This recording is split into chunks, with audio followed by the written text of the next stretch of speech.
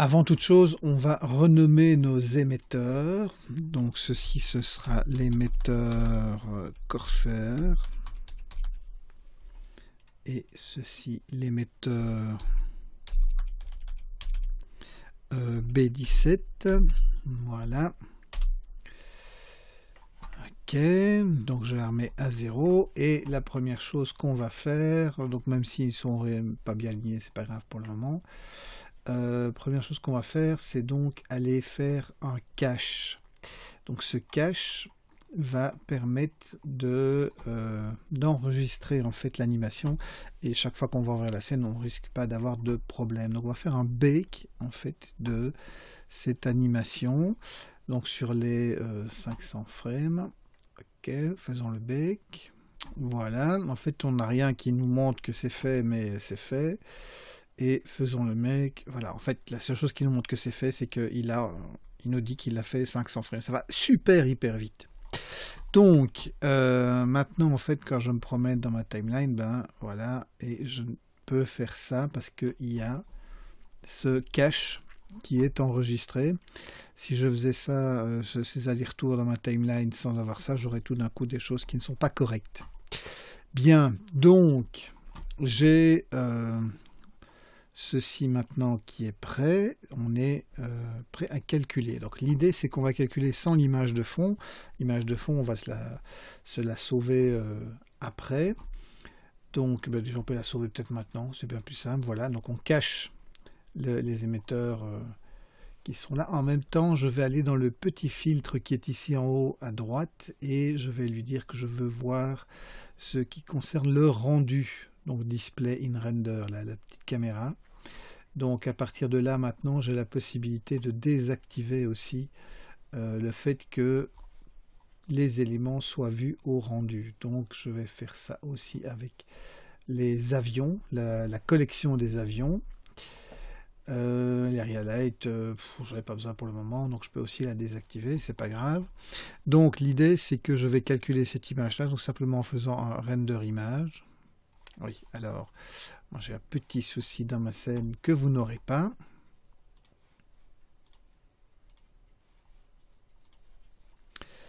Donc, si jamais vous avez un petit message ici qui vous dit « Ah, vous ne pouvez pas, etc. », allez vérifier que dans Compositing, le Use Node est activé. Si vous le désactivez, ça ira sans problème. Ok, donc ici, je vais calculer cette image, render image, voilà, hop, c'est fait. Donc je vais sauver cette image, image, save as, et je vais la mettre dans un dossier, donc quelque part sur mon bureau. Je vais faire un dossier exercice 4.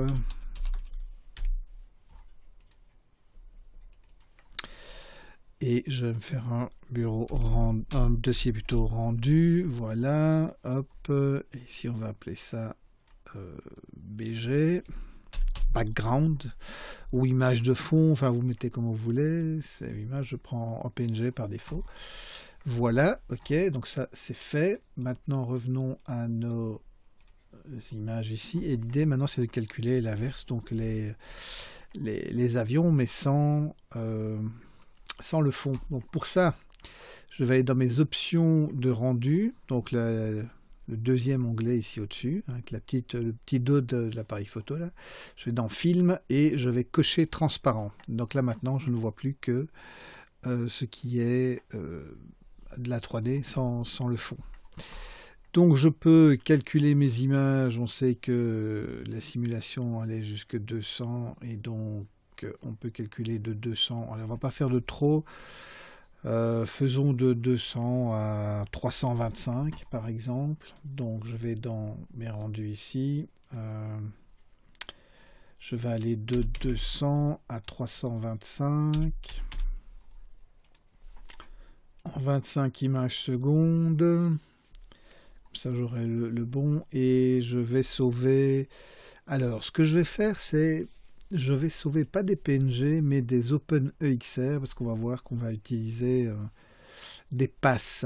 Donc on prend ce OpenEXR, je vais déterminer où je vais le sauver, donc ça va être sur mon bureau là dans mon exercice 4 rendu, et je vais me faire un dossier, je vais appeler ça avion, voilà. Et donc ce sera les avions. Accepte. Ok. Donc là, on a réglé les données par rapport à ce qu'on va calculer. Maintenant, je vais aller dans l'onglet juste en dessous. Et ici, j'ai mes passes. Donc les passes, ce sont les éléments de l'image. En fait, dans une image, on a les reflets, par exemple. On a les ombres, on a les couleurs, on a les réflexions, ce genre de choses. Et on a la possibilité d'avoir aussi d'autres choses, comme par exemple le mist et le Z. Il est normal. On va quand même les prendre, on va peut-être pas les utiliser par la suite, mais voilà, donc on peut les cocher. Et donc en fait, le combine, bah, c'est l'image qu'on voit là maintenant, l'image qu'on va calculer. Le Z, c'est la profondeur de ma scène. Il va enregistrer dans une image noir et blanc quels sont les éléments qui sont plus loin, quels sont les éléments qui sont plus près. Et le mist fait à peu près la même chose, enfin c'est du brouillard quoi, en gros. Je ne sais pas si on va l'utiliser, mais enfin, toujours bien de le calculer. Et la normale calcule en fait l'orientation des faces en fonction de leur position dans l'espace, et ce avec 3 couleurs, rouge, vert, bleu. Et donc ça peut servir à rééclairer par exemple une scène par après avoir calculé les images. Bon, on va pas peut-être trop jouer avec ça, mais voilà, ce sont les passes standards qu'on calcule assez souvent, et éventuellement l'occlusion aussi, quand on a des objets qui sont en contact avec le sol, ce qui n'est pas le cas ici, puisque ce sont des avions qui volent. Ok, donc on est prêt à lancer ce calcul. On vérifie une dernière fois. Donc au niveau de mes samples, je peux monter à 128, comme ça j'aurai une meilleure qualité. Je n'ai pas besoin du bloom. On ne va pas jouer sur le motion blur. On va garder tout ça comme ça. Et on a bien sauvé à un endroit bien précis. Donc je fais un render animation.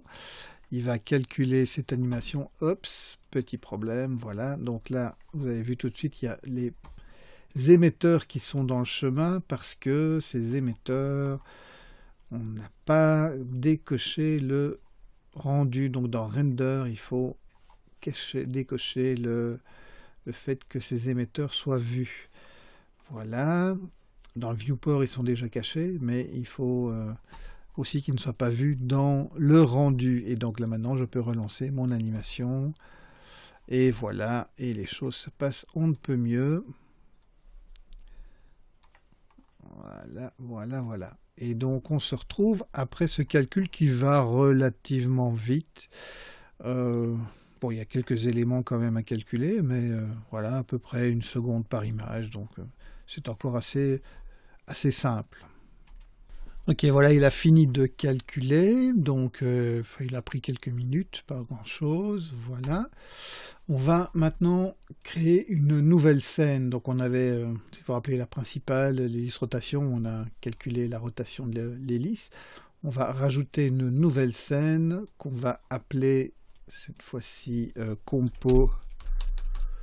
Ouais, compo, simplement. C'est un très bon nom, compo, voilà. Et dans cette scène, on va aller dans le compositing, un peu comme ce qu'on a fait tout à l'heure. Donc on a ici un workspace qui est fait d'une certaine manière, un peu qui ressemble à ce que on avait prévu tout à l'heure, mais je vais un peu changer les choses. Je vais plutôt mettre ici au-dessus l'image editor, et donc je vais me mettre dans le viewer node, voilà. Alors je referme ça un petit peu. Ici effectivement, ce serait pas mal d'avoir la timeline, donc je vais d'abord faire un horizontal split. Et ici je vais rechercher ma timeline.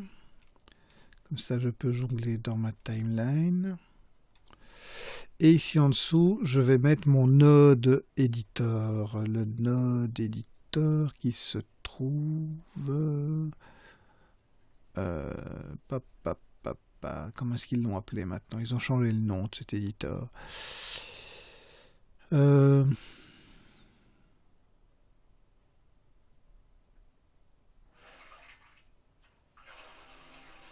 Compositor, voilà, c'est le compositor. Ok, donc avant c'était Node Editor, maintenant c'est Compositor. Ok, on va utiliser les nodes. On n'a pas besoin de les deux nodes qui me donnent par défaut. Alors ici, je n'ai plus besoin de ça, donc je vais faire un join area.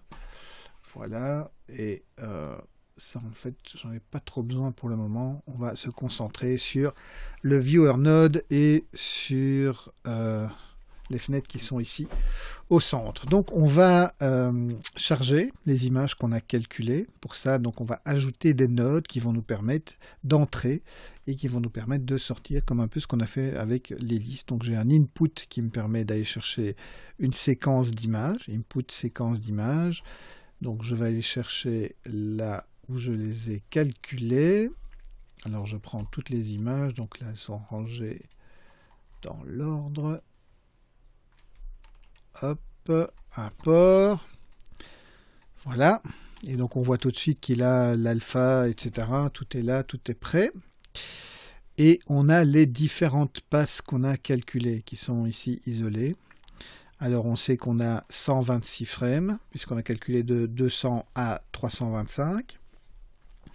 Et en fait on a un offset 299, puisqu'on a l'image qui part à 200. Alors est-ce que c'est intéressant à voir? On va voir. Toujours pour le moment, on va en tout cas se mettre un viewer node, output viewer, voilà.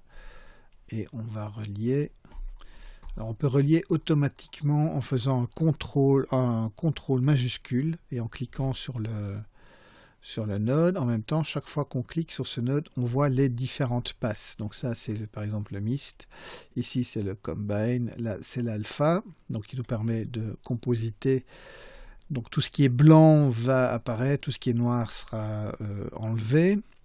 C'est une découpe automatique. Si on veut un masque automatique, le depth, on n'a pas l'impression de voir quoi que ce soit, mais vous verrez tout à l'heure qu'il y a quand même des choses. Et les normales, donc qui enregistrent la direction des polygones. On ne va pas spécialement s'en servir, je pense, dans ce cas-ci, mais c'est toujours bien de l'avoir sous la main. Ok, je reviens donc dans mon combine. Donc c'est en appuyant sur CTRL et majuscule en même temps. Donc j'ai ça. Et l'idée, c'est aussi d'avoir mon fond, puisque tout à l'heure, j'ai calculé juste le fond. Donc là, c'est juste une image, donc input image. Et cette image, je vais aller ouvrir. Donc dans mon dossier exercice 4, rendu, j'ai BG, OpenImage. Donc voilà. Alors l'idée, c'est que sur ce fond, je vais mettre mes avions. Et comme ils ont des alphas, eh bien, c'est grâce aux alphas qui vont s'ajouter sur l'image. Pour ça, je vais dans Color et j'ai Alpha Over. Alpha Over, ça veut dire que je vais avoir mon image. Alors, c'est le truc un petit peu tordu, mais si je ne me trompe pas, c'est bien le fond au-dessus et l'image qui vient dessus en dessous. Je sélectionne le node, je maintiens le contrôle et le majuscule enfoncé et je clique gauche avec la souris et voilà. Et donc là, je retrouve mes avions sur le fond tel que je les avais dans ma 3D. Et donc si maintenant je joue l'animation, ben on voit que les avions se déplacent sur le fond. Donc ça, c'est une première chose. On a déjà fait ce petit travail. Alors l'autre chose, comme ça c'est fait et on n'en parle plus, si je veux tout à l'heure sortir le résultat du travail que je fais ici en compositing, il va me falloir un autre node, rappelez-vous, output composite, donc c'est pas le file output, c'est le composite, et lui on le reliera tout à l'heure, mais on va le laisser non relié pour le moment parce qu'on n'en a pas besoin tout de suite, c'est juste pour ne pas l'oublier et pour être sûr qu'il soit bien là, bien présent. Encore une petite chose au niveau du color space. Qu'est-ce que c'est que ce truc? Donc si je me mets par exemple en sRGB, alors est-ce que ça va faire? Dans le cas ici, ça ne va peut-être pas beaucoup nous importuner. Si vous voyez un petit peu, il y a quand même une différence. Voilà, je zoome. Voilà, je suis sur linéaire et ici je suis en sRGB. Mon image est tout de suite plus foncée. Pourquoi? Parce qu'en fait, le sRGB est un calcul qui est fait sur l'image de manière à vous la rendre un peu plus intéressante. Quand vous avez une image qui est montrée sur un écran, elle n'a pas sa vraie valeur. Les couleurs ne sont pas les vraies valeurs, ce sont des couleurs retravaillées. Elles ont une correction gamma de 2.2 et cette correction, c'est ce qui transforme l'image en image sRGB. Ici, dans Blender et dans pas mal de logiciels 3D, en calculant en linéaire, il affiche l'équivalent de ce que serait une image sRGB, mais en gardant les vraies valeurs de l'image, ce qui nous permet de faire des calculs exacts quand on fait des effets sur les images, comme ce qu'on va faire ici maintenant. Donc en fait, c'est un petit plus. Ok, donc, enfin, si vous n'avez rien compris à cette histoire de linéaire, ne vous inquiétez pas, c'est quelque chose d'assez avancé, et donc ça ne devrait pas vous poser de problème si vous suivez bien les différentes étapes. Donc on a mis les choses, ok, c'est bien. Maintenant l'idée c'est qu'on va rajouter un peu les différents effets. Première chose que je vais faire, c'est m'intéresser au fameux depth, donc la fameuse couche Z. Alors, si je maintiens le CTRL et le majuscule enfoncé et que je clique sur cette case jusqu'à ce qu'il m'affiche le Z, j'arrive sur cette image blanche et vous vous dites, mais enfin, qu'est-ce qu'on peut bien faire avec une image blanche? Eh bien, c'est exactement ça la problématique, c'est qu'elle est blanche parce que les valeurs sont beaucoup trop hautes. Si je pouvais vous montrer la valeur des pixels ici en me promenant, je serais dans des valeurs au-delà du 1, donc c'est plus blanc que blanc. Mais en fait, je peux normaliser la chose. Donc si j'ajoute un node filter, non, c'est pas filter converter. Alors, retrouvons ce node. Voilà, c'est dans vecteur normalize. Là, on voit maintenant tout de suite des choses différentes. Qu'est-ce que ça veut dire cette image? Ça veut dire que cet avion-ci est plus proche que celui-là, et beaucoup plus proche que celui-là. Et que cet avion-ci est plus proche que celui-là, et que celui-là est derrière ce petit qui est là, et que celui-là et ces deux-là, en fait, sont derrière celui-ci. Donc ce sont toutes des informations qui vont nous permettre de faire un petit effet, comme par exemple une désaturation. Donc si j'ajoute... alors pourquoi une désaturation, allez-vous me dire? Ben parce qu'en fait, quand un objet est loin, il est désaturé. Plus il est loin, plus il est désaturé. Et évidemment, plus il est loin, moins bien on le voit aussi. Donc, je vais non pas utiliser le normalize ici comme image, mais plutôt comme facteur. Et l'image, ce sera mon image combine. Et je vais la mettre ici. Donc, c'est mon over qui va revenir. Donc, pour le moment, on ne voit pas grand-chose parce que je n'ai encore rien fait. Mais si je désature... Alors, je désature et ici, je joue un petit peu sur ces valeurs parce que c'est un peu faible. Donc, je vais devoir rajouter une multiplication de cet effet. Mais si maintenant je désactive, donc si j'appuie sur M, donc j'ai sélectionné le node et j'appuie sur M, ouais, on ne voit pas grand-chose pour le moment et je dois rajouter donc un converteur mat qui va me permettre de multiplier l'effet 1.5, peut-être 2 même, 3, allez. Et si j'augmente ici la valeur un peu, voilà. Donc ce que je peux faire, c'est monter ici le U à 1. Et ici, carrément 1.3. Et peut-être même mettre ici juste 1.5. Donc si maintenant je désactive ce node, voilà, on voit le petit effet que ça peut faire. C'est subtil, mais ça apporte son petit quelque chose qui peut être intéressant et donner quelque chose d'un peu plus vivant sur l'objet. Alors, voici une première chose qu'on peut faire donc avec le depth. Et donc c'est évidemment quelque chose qui se fait. Donc si je regarde ici maintenant la valeur j'ai multiplié, donc j'ai accentué l'effet. Ça veut dire que là où c'est gris foncé, ben c'est plus fort que là où c'est gris clair. clairement. Ok, donc on va maintenant... Attends, si j'avance un petit peu dans ma timeline, ça je me donne un peu plus de matière. On va ajouter maintenant un effet de blur, un blur qui va donc flouter en partie les avions. Donc je vais aller chercher... Idéalement, il faudrait que je prenne un défocus. Alors je ne sais pas pourquoi le défocus ce soir ne veut pas, donc je vais prendre... Sinon le défocus ça marche pas mal, mais je vais prendre un simple blur. Donc blur c'est flouté, hein. Et je vais prendre l'image que je vais mettre dans l'image et je vais l'envoyer là-bas. Alors si je mets un flou de par exemple 3, bon, je vais peut-être quand même aller jusqu'à 8 sur 8. Donc voilà, mon image est floutée partout. Et l'idée c'est que maintenant je vais jouer sur la taille. Si je joue sur la taille, si maintenant je mets 0,2, alors voilà, c'est beaucoup moins flouté. Si je mets par moi 5, je multiplie en fait cet effet de 8 pixels de flou par 5. Alors l'idée c'est que bien sûr je pourrais utiliser ma profondeur, mon Z, mon image en noir et blanc pour pouvoir obtenir un effet. Donc si maintenant je joue ici sur l'effet, j'ai quelque chose de variable mais qui est encore un peu trop fort. Donc je vais atténuer, parce que là il n'y a plus rien du tout qui est net. Donc je vais atténuer cet effet avec un, comment dire, un converteur mat. Donc en fait je vais diviser cet effet. Pour diviser, ben, je multiplie en fait par un chiffre en dessous de 1.